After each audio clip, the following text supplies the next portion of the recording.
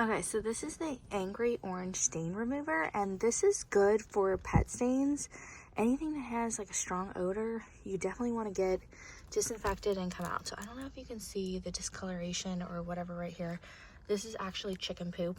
We transported our chicken to a new home, and you can see like there is a lot of chicken poop. So we're gonna clean this up with the Angry Orange Stain Remover, and I will give you an update. So here, let's go ahead and spray some on.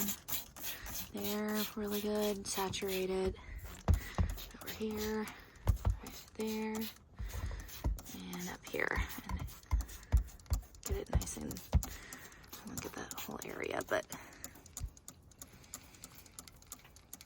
make sure I get those spots really good.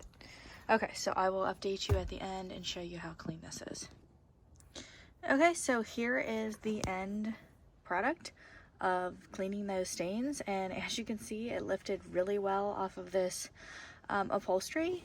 And also it recommends some other uses for this product. Could be carpet, floors, fabric, basements, furniture, upholstery, bathrooms, and turf. So anywhere your pets leave stains, or really anybody, you can use this.